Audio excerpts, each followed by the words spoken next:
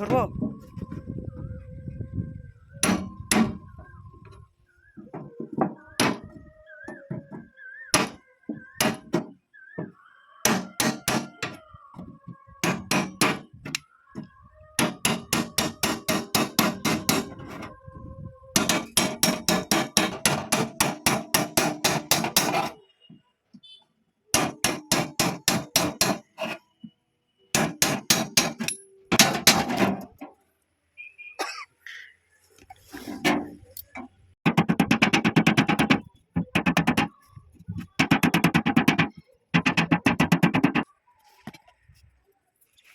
নমস্কার বন্ধুরা, আপনারা কেমন আছেন? আশা করছি আপনারা খুব ভালো আছেন।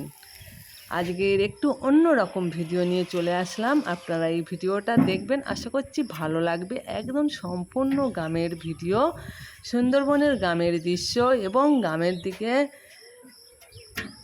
আমাদের ঘরের ধান সিদ্ধ করে সেই চালের ভাত খাওয়া হয়।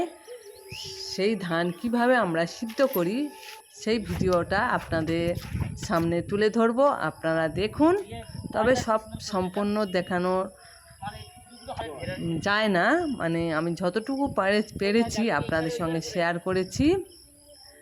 আপনারা দেখুন, আশা করছি ভালো লাগবে। শুরুতে যদি একটা লাইক করে দেন তাহলে আমার তো খুবই ভালো হয়। আপনারা শুরুতে একটা করে লাইক করে দেবেন। আর আমাদের গ্রামের দিকে মানুষ অতিরিক্ত কষ্ট করে জীবনযাপন করতে হয়। হাঁস মুরগি পালন করে, গরু ছাগল পালে, তারপরে একটা মহিলা সকাল থেকে উঠে যে প্রচুর কাজ করতে হয়, সে কাজের সীমা নেই। শহরের দিকে তো মানুষরা জামা কাপড় কাচা, ঘর মোছা, রান্না বাড়া, ছেলে মানুষ করা, কিন্তু আমাদের গ্রামের দিকে সবই কাজ করে তারপরে আবার গরু বাছুর হাঁস মুরগি এগুলো বাড়তি কাজ। এই যে ধান সিদ্ধ করছি এগুলোও বাড়তি কাজ। তারপরে আবার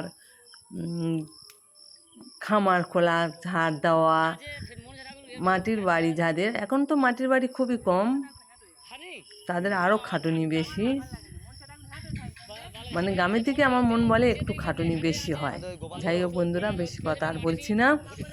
এখন উনুন আমি কিন্তু ধরিয়ে দিয়েছি, আর টিন কেটে উনুন তৈরি করা হয়েছে। এই টিনে ধান সিদ্ধ করলে তাড়াতাড়ি ধান সিদ্ধ হয়, মানে টিনটা হালকা হু করে গরম হয়ে যায় এবং তাড়াতাড়ি ধান সিদ্ধ করা হয়। তাই আপনাদের সঙ্গে একটু শেয়ার করলাম। এই ধান সিদ্ধ করে আবার এই ধানটা মেজলায় জল দিয়ে ভিজিয়ে দিতে হবে। আবার আমরা এখানে ইট দিয়ে ঘিরে তাতে কাগজ দিয়ে মেজলা করে নিয়েছি, সেটা দেখানো সম্ভব হয়নি। আর ধান ঢালাটা জলের মধ্যে দিয়ে একদিন ভোর মানে 24 ঘন্টা ভিজিয়ে রেখেছিলাম, সেটাও আপনাদের দেখানো হয়নি। কোনো কারণে ভিডিওটুকু ডিলিট হয়ে গেছে ঢালা থেকে। যাই হোক বন্ধুরা, এখন আমি উঠেছি পুরো রাত 2টোর সময়। 4 বস্তা ধান সিদ্ধ করব, 4 বস্তা ভাবাবো, তাই আমার 9টা বেজে গেছে। সকাল 9টা, 2টো থেকে 9টা পর্যন্ত করতে হয়েছে। আপনারা দেখতে পাবেন, অল্প অল্প করে আপনাদের দেখিয়েছি। এই দেখুন, এই মেজলা মতন করেছি, আর অন্ধকারে তো দেখা যায়নি, মানে আমি অন্ধকারে উঠেছি বা রাত্রে উঠেছি সেইটুকুই অল্প করে আপনাদের সঙ্গে শেয়ার করছি। আমি এখন ধান কাটাচ্ছি, মানে ধান সিদ্ধ আরম্ভ হয়ে গেছে। রাতে উঠেছি, আর সেই দৃশ্যটা মানে অন্ধকারের দৃশ্যটা আপনাদের সঙ্গে অল্প করে শেয়ার করলাম বন্ধুরা। আপনাদের কেমন লাগে আপনারা কমেন্টে জানিয়ে দিও। এই দেখুন সকাল হয়ে গেছে, আমার অলরেডি অনেকটাই ধান সিদ্ধ হয়ে গেছে, প্রায় শেষ পথে ধান সিদ্ধ। এরপরে আবার ধান ভাবাবো বন্ধুরা। দেখুন উনুনে দোবা খেয়ে দিয়েছি, বড় বড় নারকেলের গাছের ডাল সব ঢুকিয়ে দিয়েছি। একা তো ধান সিদ্ধ করতে হলে অসুবিধা হয়, তাই এই অবস্থা উনুনের করে দিয়েছি। আর আমার এই শেষ দিনের ধান সিদ্ধ, ওই জন্য উনুনটা বেশি ভেঙে গেছে। আর কোনো দরকার নেই উনুনটার, আবার সামনে বছর তৈরি করে নেব। এবারে এই দেখুন ধান ঢালা হয়ে গেছে, এগুলো সিদ্ধ হয়ে গেছে। এইগুলো আবার রোদে দিতে হবে, শুকনো করতে হবে, মেশিনে ভানাতে হবে, তারপরে সেই চাল আবার কুলোতে ঝাড়তে হবে, তারপরে ভাত রান্না হবে। অনেক খাটুনি। এবারে ধান সিদ্ধটা ঢালাটা আপনাদের সঙ্গে একটু দেখাচ্ছি, আপনারা দেখতে থাকুন। আর কেমন লাগছে সুন্দর করে একটা ছোট কমেন্ট করে দিও। আর আমাকে চিনতে পারেন কি দেখুন, হাল একদমই খারাপ হয়ে গেছে, আর চেনাই যাচ্ছে না, মুখে হাতে পায়ে কালি লেগে আছে। আর একটা জামা তো আমি অলরেডি গায়ে দিয়ে নিয়েছি, গরম হলেও কিছু করার নেই। আর এই জামাটা গায়ে দেওয়ার কারণ হচ্ছে হাতে পায়ে কালিটা কম লাগবে, ওই জন্য। আর টিনগুলো এবারে ঢেলে দেব।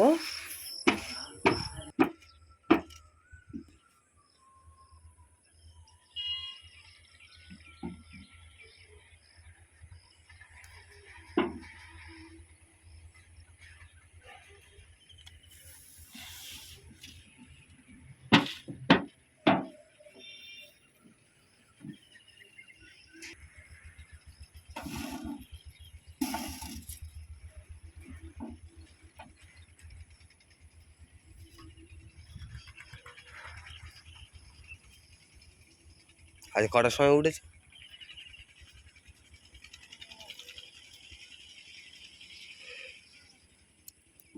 আজ এত দেরি হলো?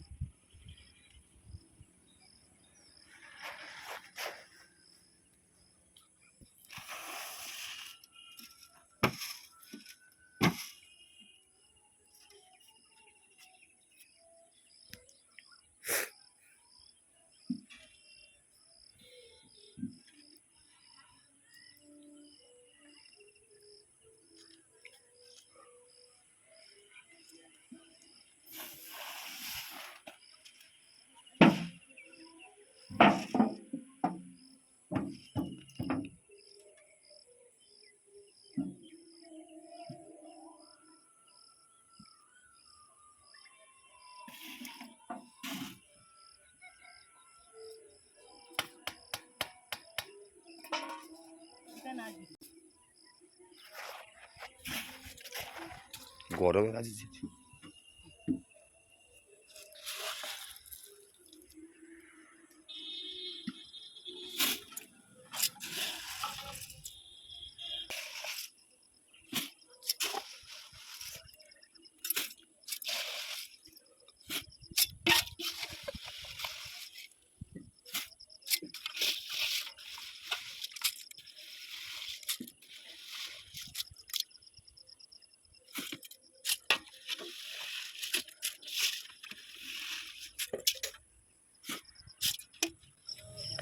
ধান ঢালা হয়ে গেছে বন্ধুরা দেখুন।